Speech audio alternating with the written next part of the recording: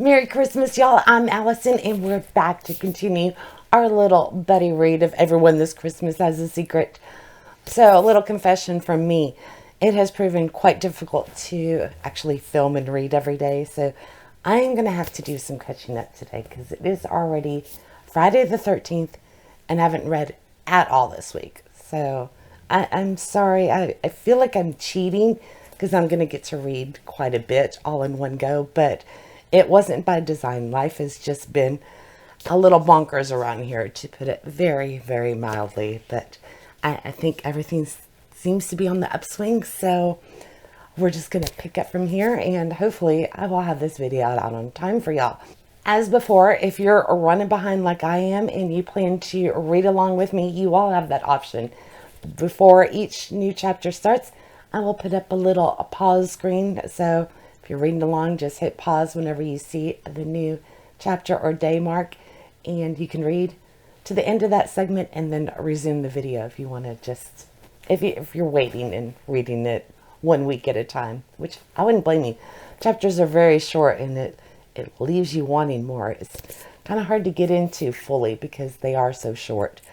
Okay, so before I can dive into my book, first of all, I have to say I am so sorry I haven't responded to y'all's comments on the last video yet. I'm going to do that as soon as I'm done filming, but life has been very crazy, and I had my second eye surgery, so my eyes have been a little strained. Vision is incredible. We could talk more about that later. I'm so excited, but I do have some flickering, and my eyes are still adjusting to bright lights. Hence the missing ring light. So my lighting might be bad in this one. I'm sorry. Should be back to normal next week. Anyway, I did go through and read your comments, and I made some notes. So I do have to commend y'all, because it seems like mostly everybody is just reading a chapter a day, even though you're chomping at the bits to be able to read more. So I feel you on that. And like I mentioned earlier, I feel a little guilty that I wasn't able to do that this week. But, you know, life is, it happens while you're making plans, right? I do have to say, I really like how Megan Clemens is doing it, though. She's using it as her, like, daily warm-up. She reads her chapter in the morning, and it kicks her off into picking up another book, because it's only a few minutes. So it's easier to work her reading into her day. So, good idea, Megan. I think somebody else was doing that with you as well. I'm not sure who it was, but I like that theory. I wish I was able to do it. Maybe next week. So, and we do have another first-time buddy reader that I wanted to welcome, and that is Tony. So, Tony, I hope you're enjoying it. And she agreed with me, by the way, that back at the very beginning, she thinks it's kind of seems very feasible that Aaron's drink might have been spiked, and that's why she has no recollection of it. So we'll see if we were right, Tony, later on down the road. And speaking of agreeing with me, Marcia, she was right there with me, giggling at the thought of Josh, the reporter, with all of that gear, of him being stuck on the car and being dragged along as Ernest started to drive away.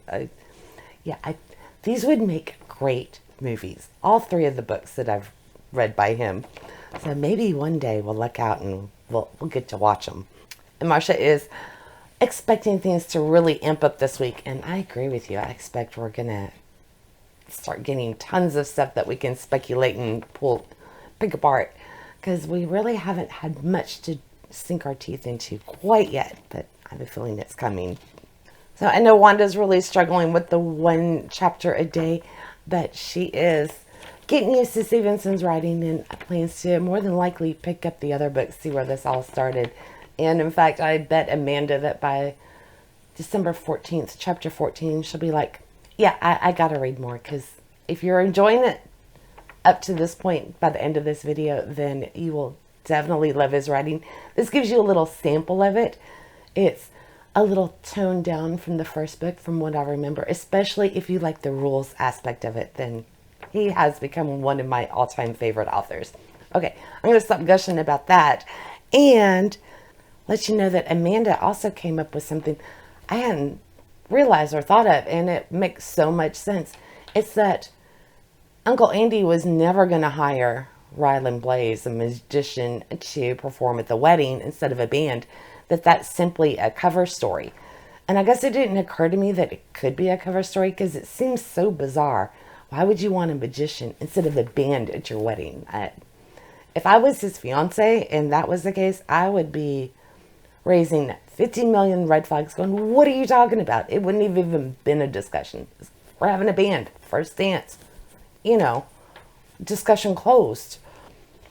And speaking of the fiance, Juliet, quite a few of you were in agreement with me that I don't know what Ernest is thinking keeping this from her. I find that disturbing for the prospects of their marriage down the road. If he's not even going to be upfront with her on this at the very beginning, when, they haven't even hit the honeymoon stage. Everything should be rosy and they're already behaving like my cats. Finley likes to get up in Joey's face. So they're fine. Nobody's hurt.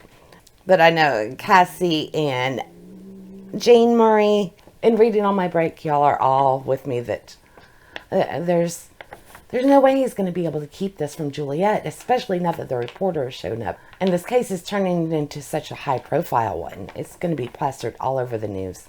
In Ernest, considering his reputation with solving the other ones, it's just inevitable that he's going to be plastered all over the news as well. So I'm really hoping that we have a discussion with Juliet soon rather than later. So I don't know. We will see. But let's see if any of our... Well, we don't really have any theories yet. We're just kind of commenting on what has happened to this point because we're still amping everything up.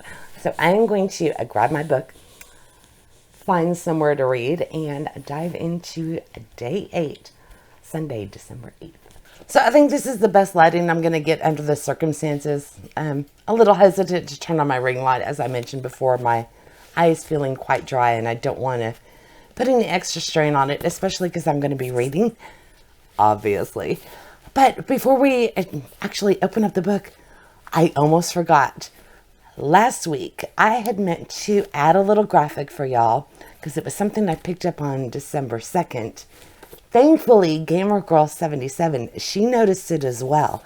So, in case y'all haven't thought of it, our little grid at the beginning with our little advent calendar and our little numbers. Well, I've noticed at the end of each chapter, a word or a key phrase is attached to the door for the day. So I was wondering if this was going to spell out some kind of secret hidden messages once the days are all filled in. So let's take a look at where we are for the first 8 days. So our first clue was Aaron. Then for number 2, we have red-handed. And 3 is 1:30 a.m. 4, bad alibi. Report your own murder for 5. 6, wince. And our last one for the first week is big blue box. Okay, now looking at them all together, I don't necessarily think it's a clue anymore. Just because wince, that seems really odd. But as far as a clue word, a secret message. But I don't know. Maybe there'll be something to it. So we'll go ahead and keep this up as we proceed through and see if there is any hidden information in here. Maybe some of the words have to be, or some of the days have to be ignored and skipped over. That could be, I don't know. This might be fun to play with. We will have to see. Oh, and the reason I didn't add it to the second video, days 2 through 8, is I was so late posting that video anyway, and graphics always tend to slow down the editing process. But we've got it now, so we'll roll with it from here on out. And at the end of each segment, I will add our new word or a key phrase for the day. We'll see if it spells anything out. All right, I finally get to proceed on to December 8th, chapter 8. We're going to have a new gift to Sam Lynn, another new character. This is a name I don't recognize, but this time it's from Guess Who. So let's see. I'm hoping I can remember what's been going on. That's the other thing. Those little tags could simply just be reminders of what happened during that chapter, since this is broken up so much and the chapters are so short. So that may be the reasoning behind them. Or it's just simply there to make us wonder, go, what are these about? So whatever it is, if it's a trap, I fell into it. Okay, chapter 8.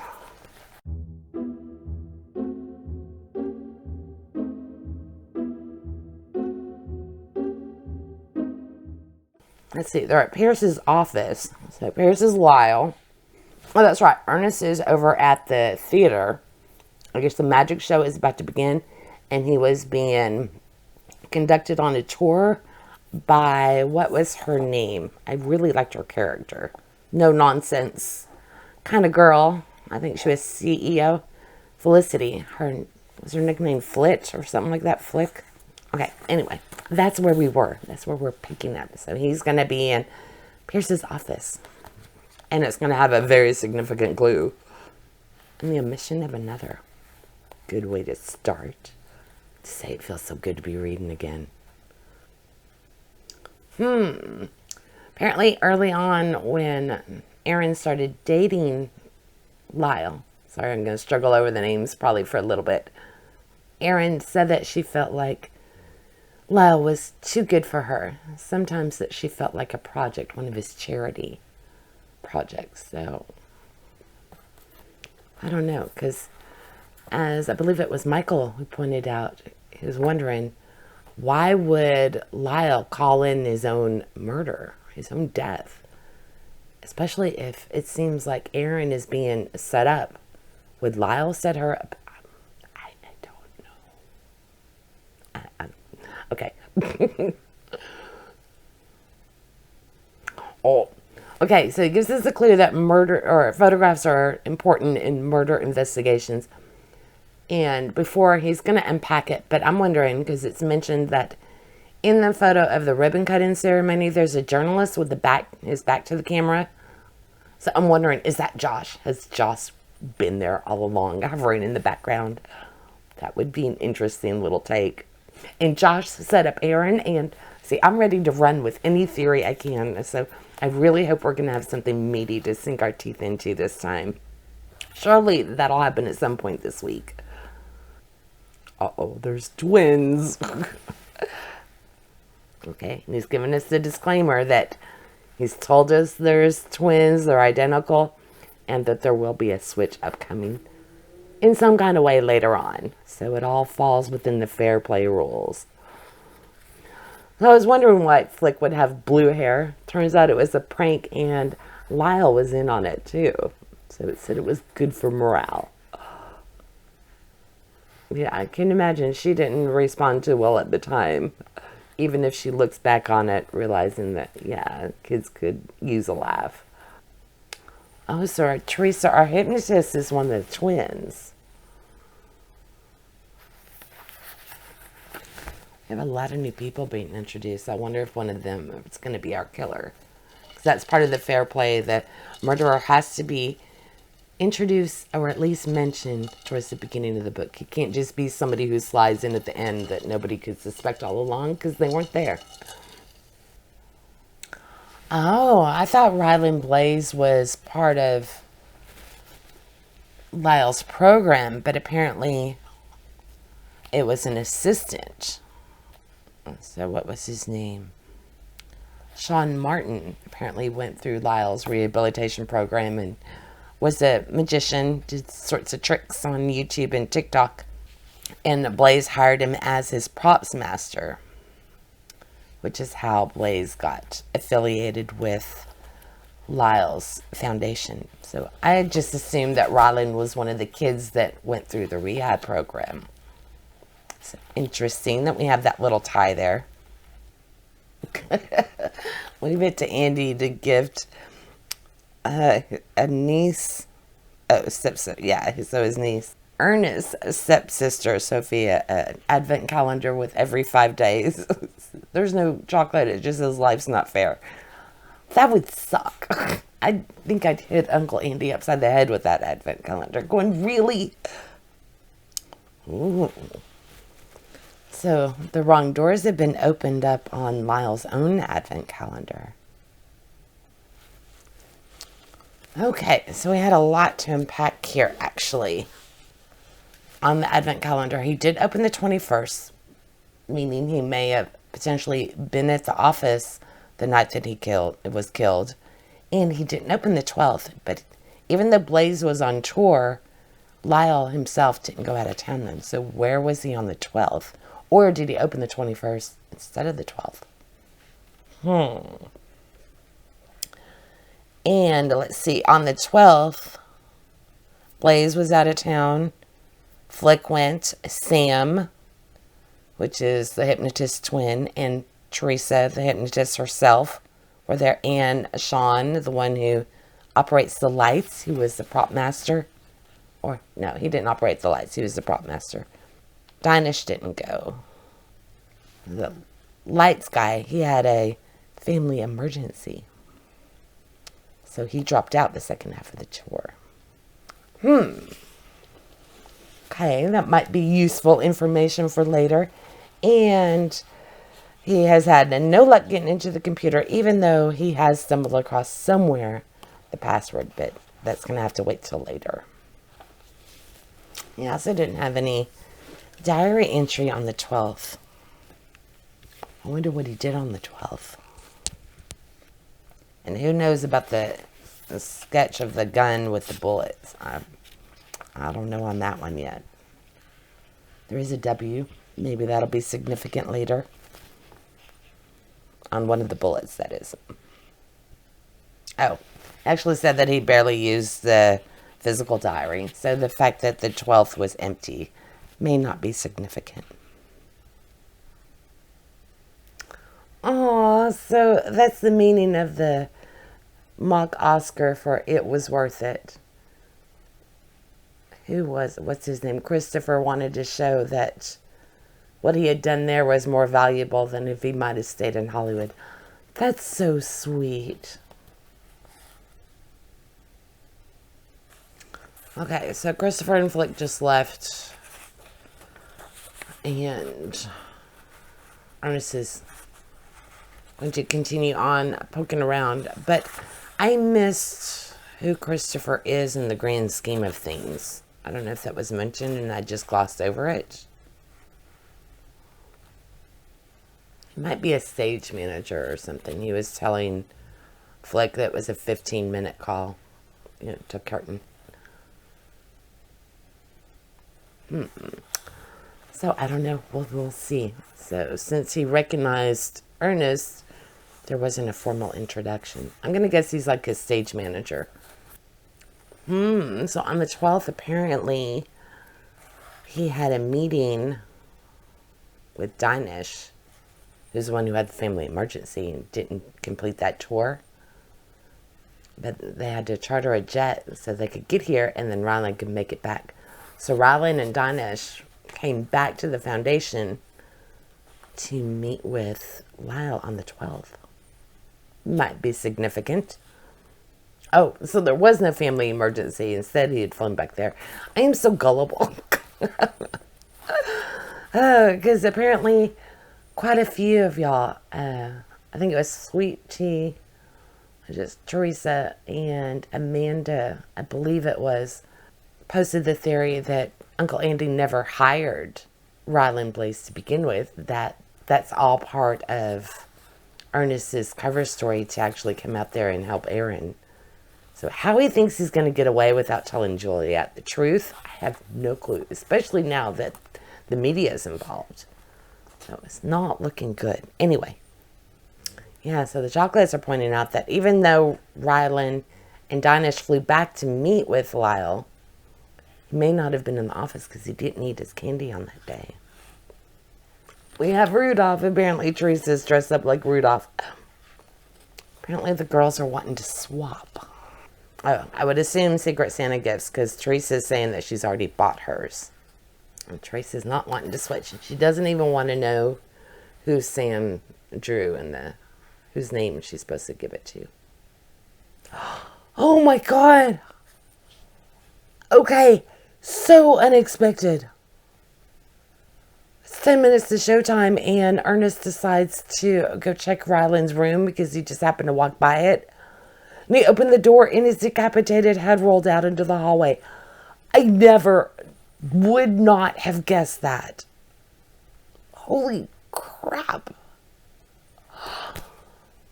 Okay, and our clue for December 8th is December 12th. So December 12th is significant. And again, I forget who it was. Somebody pointed out that in the dedication, December 12th is mentioned as well. Oh my God. I'm kind of really glad now that I'm running behind and I don't have to wait till tomorrow to find out what's happened. So for those of you who are sticking to the chapter a day, I bet when you put down your book at the end of this one, you were like, but I want to keep reading. Because what in the world? Holy crap. Not expecting that. I was just happy it was such a meaty, long chapter. We were getting so much information to finally work on. Okay, I really thought we were only going to have one death in this one. So how many gifts have we gotten so far? Sam Lynn. Oh, she was Teresa's twin. Okay, I missed that. That was today's gift on the 8th. Flick got one. And Lyle got a gift. There's only 3 so far. The 4th goes to Ryland Blaze from KK, which I assume would be Chris Kringle. These are all their Secret Santa gifts, obviously.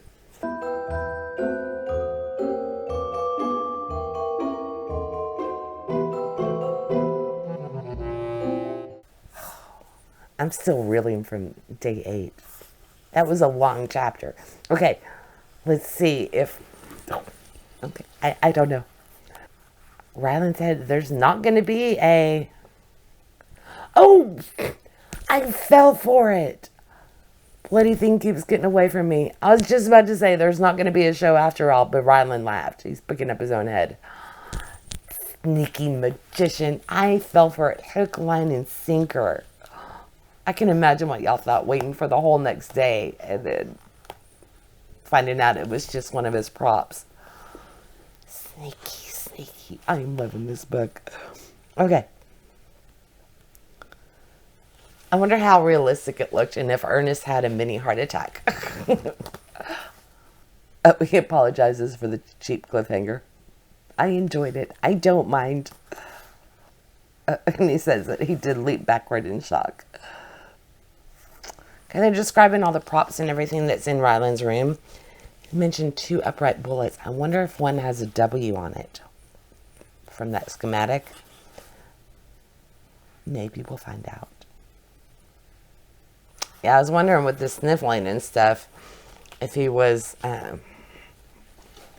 doing something that he shouldn't be. And it seems that Ernest is thinking the same thing because the sheer volume of sniffing. He doubted very much that Ryland was aware of the irony of headlining a drug rehabilitation gala. So he might be partaking of some recreational drugs himself, which might be why Lyle called Ryland back. Maybe he was mad at Ryland for doing drugs around his charges that he's been helping to kick at the habit. Okay, that was funny. There might not be snow in this Christmas tale given the setting, but there was a white Christmas on Ryland's top lip. Shame on Ryland. Oh, he doesn't seem to know that Lyle's dead. He's saying, well, you can tell Lyle that the valuation is about $500,000 over. Okay, he honestly thinks that Ernest is a auditor for money that looks like Lyle is looking to sell the business. So Ryland was Ernest's lead suspect, but he's saying not anymore because Ryland didn't even know Lyle was dead. But what if that's just an act? What if he knew? And this is the perfect alibi. If you don't even know that he's dead, then how could you have done it? Real bullet, wax bullet. So is the W to mark the wax bullet. Is somebody going to kill Ryland on stage by substituting the wax bullet and the real bullet? Because I'll admit, Ryland seems like a real ass. Don't feel bad about saying it. Considering he's over there drinking, the room reeks of alcohol, and He's supposed to be helping a charity that centers around rehabilitation. So he thinks the graduates of the program are thieves. Because Ryland's wanting to get rid of the thieving bastards and hire some professionals. And that Lyle will tell him about it.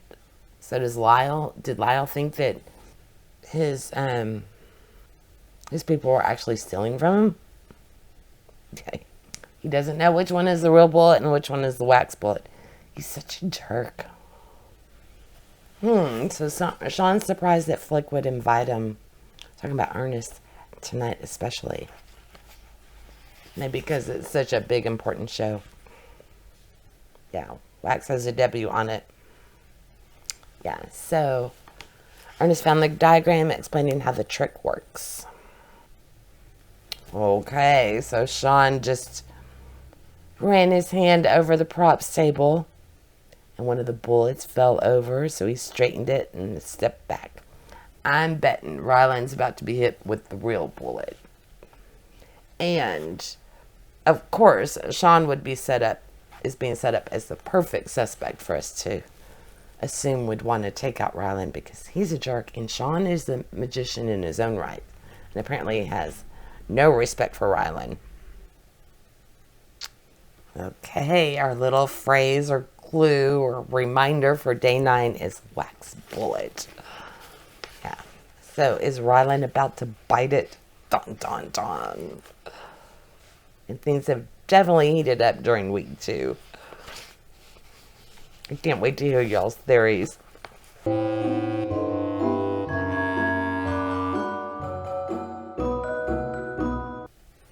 That's right. Nobody has told Ryland that Lyle has died. So I wonder if he will hear it when I guess it's about to be announced on the stage. So, but it seems like somebody would have told him. But considering how much of a jerk he is, I don't know. Is Lyle not really dead? Is that a magic trick to get people to donate more and to up the sale price to Ryland? Could that be it? There's wildest theory number 1 so far. I'm sure I'll have plenty others to go for y'all. Although I don't know if that would fall under the rules of fair play if our victim turns out to not be dead after all. That doesn't seem very fair play to the reader. But I don't know. The announcement was kind of vague, so if Ryland wasn't paying attention, even if he was, probably would get right over his head that Lyle is actually dead. Maybe they're saving it to catch Ryland off guard on stage later in the night. That would make for an interesting show. You know, if Sean is purposely withholding that information to deliver it at just the right time. That would be wild theory number 2. Because I doubt that's what's going on. Okay. So he's finally looking at the crime scene photos. Although it seems a very odd time to look at those when he's got people sitting right next to him. But apparently they're too focused on what's going on to realize what Ernest is doing. Why would he be wearing flannel pajama bottoms when it's hot? I know I don't wear those in the summer here. I stepped in the stomach. Ew. He wrote the word Christmas in blood? Yeah, I wasn't expecting the victim's final word to be festive either. The knife was at the top of the stairs. Tousled blood-stained sheets. Oh, and I guess he had to turn off his phone because he got an elbow in the ribs. Bright light in the theater. It's just rude. Okay, our word for December 10th is Christmas. I'm going to take a little break and be right back. By the way, I really hope this lighting isn't making me look like a crypt keeper or something. It's terrible. Oh, and I don't think I ever mentioned to y'all, I did monovision with my cataract surgeries because I got new lenses put in my eyes to get rid of all of my astigmatism. So this eye sees distance, and this one is set for reading. So I no longer need glasses, contacts, or even reading glasses. It's insane. It's crazy, and I'm loving it. So anyway, back to the book. We are on December 11th, which was Wednesday.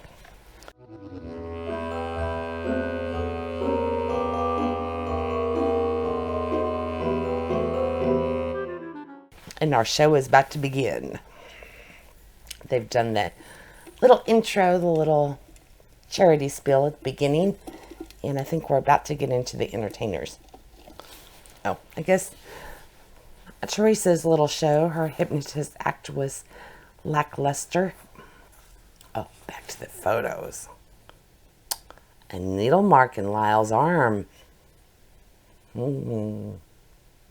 Uh-oh, Juliet just found out what Ernest is doing. So we've all been saying, shame on him for lying to her to begin with. So, and now he's been busted.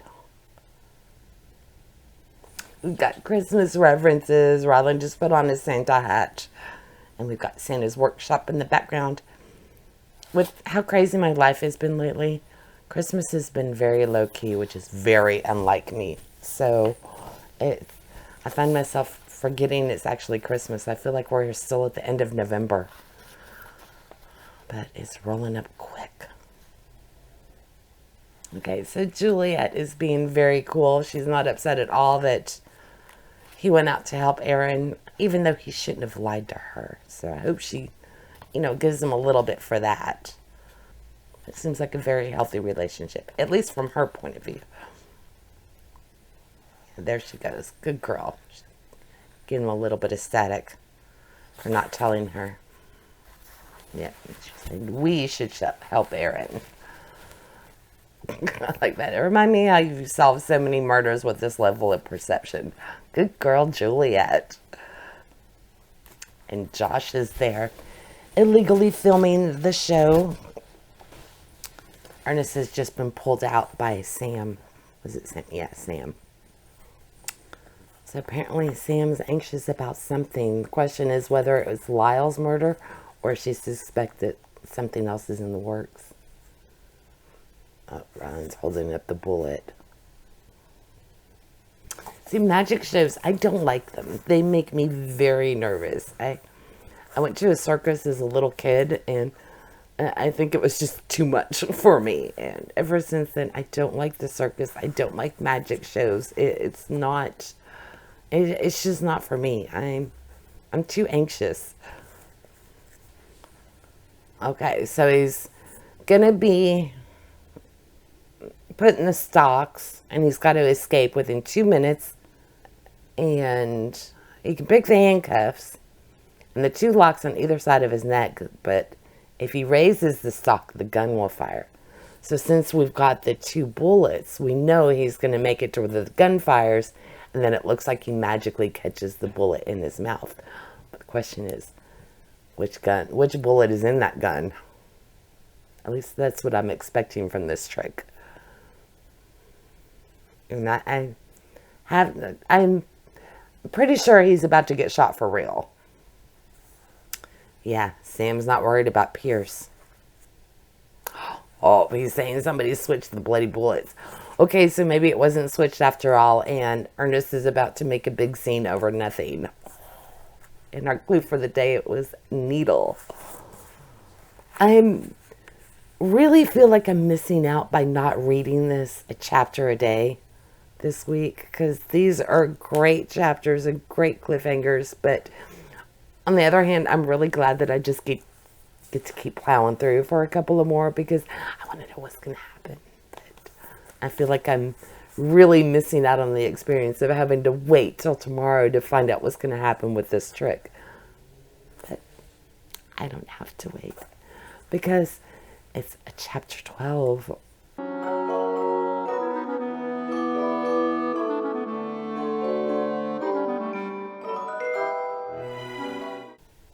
I wonder if they're even going to stop it, or if the audience is just going to think Ernest running down the aisle saying stop the show is just part of the act. That's what I would assume if I was sitting in the audience. They're just trying to drum up more drama. What if it's the guillotine? Like I said, we've been waiting for this moment. It's clearly set up for this to go awry. Oh, they can't stop the gun, and Rylan is locked up in there. It's a safety feature. They can't turn it off. Oh, okay. It's locked in place because if the wax is too close, if the gun's too close to Ryland, it will be deadly.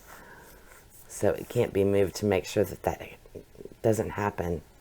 And you can't access the ammo chamber. Wow. So Ryland isn't even locked up in there. It's his fake body that's locked up. So he didn't even have to pick the locks. Sneaky. So he gave away his trick by trying to release himself in case the gun does go off. And can't move the table. All sorts of mayhem is going on. So Ernest told Teresa to wheel something heavy in front of Rylan in case the gun does go. Yeah, it's made of plywood. She puts the box that was sawed in half at the beginning in front of Rylan. Sam's going to stand in front of the gun herself. So both twins are now being spun around in front of the gun. Rylan's not worth. It's terrible. I shouldn't say that, but she shouldn't put herself in the line of fire, literally. Yeah, and the table's locked into stage tracks, so it can't be moved. Can't they move Rylan? Okay, they got the table to move an inch. Yeah, they don't know where the gun's pointed, so they gotta wait. He's got 9 seconds left. Sam and Teresa have both moved downstage out of the line of fire. And Rylan's yelling that he's still in the guillotine.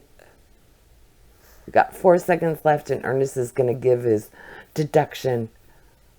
So Rylan called in a murder that hadn't happened the day before his own.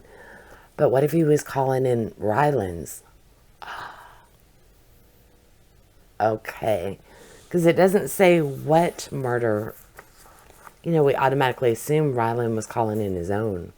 But that was the word for the day, the phrase. Oh. Because I can't blame myself for being wrong. Dang it. Paper guillotine dropped. Thunk. Second time that day, Ryan Blaze's head rolled towards my feet. Paper is our clue, because the guillotine is made of paper. So now, again, I regret that I get to read right away, because I won't have all day to wonder, was that the real head or the fake head? Was he really killed or not? And what bullet was in the gun? Okay. Oh, loving this book. I love Benjamin Stevenson. So we're moving on to day 12. And our next gift, Dinesh Roy from Secret Santa. So playing on the secret part of it. And look, here's the graphic that I've been making. Mine's in color though. So I was right to be putting these on here. I wonder if there is even though I'm putting it on the screen for you, I haven't looked at it since I made it. As of this moment, I haven't looked at the bigger picture. So is there anything in here? Aaron, wax bullet, needle, December 12th, paper, report your own murder, 1:30 a.m. and big blue box.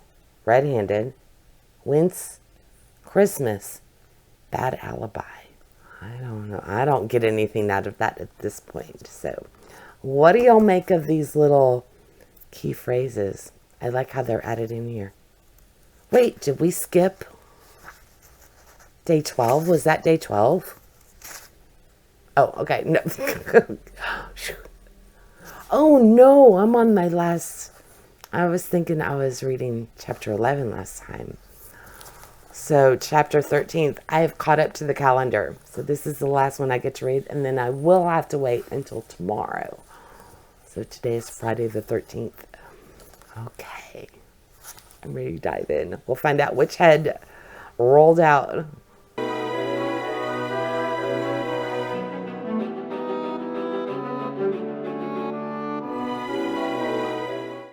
Ryland's real head looked just as surprised as his fake one to be separated from his shoulders. Is he dead? Honest is thundering out. Sean vomited into the sawn-in half-box. I think he was really killed by the guillotine, which wasn't supposed to be real. Okay, it looks like it was real. And, of course, Josh is still in the background recording. Yeah, blood-filled air with an iron tang. So Ryland is dead. So the blade is paper. He tore it. So the paper gave him a paper cut. It's still only paper. He still got in the trick. Teresa was messing with the guillotine beforehand. Well, she was working on it. Yeah, good thing with Josh being there is they do have a record of what happened, provided he was filming the stage the whole time and didn't look elsewhere. You know, we're reading it Advent style, but this all happened within the same day for Ernest. I forgot he had just left Aaron at the jail because Lyle had just been found, and now we've got Ryland's death. It's 4 days from Christmas at this point within the story. Yeah, so Lyle died that morning. Ernest is getting kicked out. So is Josh. I wonder if those two are going to team up and look at the footage or something. But if the police are good, they'll confiscate it right away. Oh, so the police are still suspecting Aaron. They're content with that they've got Lyle's killer. Even though Ernest is pointing out that there might, there's a probable connection between the two with the sale of the foundation. Cicadas and Christmas. Putting those two together. That's just so weird to me. So, get cicadas in summer. Okay. Anyway.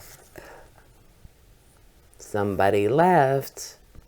Although he's assuming that everybody in the theater would have their own car. Wouldn't Sam and Teresa, the twins, be sharing a car? I think that would be reasonable. And Dinesh is missing. Apparently he fled. Oh, there was a bike instead of another car. Dinesh was still there. Oh, somebody just screamed in the distance, deep in the bush. Our clue for 13 is puddle. Okay, now I've caught up and I'm back to a chapter a day. I still don't understand how it could be decapitated by paper. That's... I don't know if I missed something there. I mean, obviously you could get a paper cut, but there's no way that paper would fall fast enough to decapitate somebody, right? Oh, I don't... I'm at a loss. I'm loving it, though. So many things to wonder about. I don't know. I'm going to leave it for tomorrow, though. I'm excited to be back on track. Okay, I will see you hopefully in the morning to read chapter... Wait, I did read 13, right? Yeah, so I'll be back tomorrow to read chapter 14, and then hopefully tomorrow afternoon I'll get this all edited so it can go up in a timely manner on Sunday. Nice. Okay. Good time. I'll see you in the morning.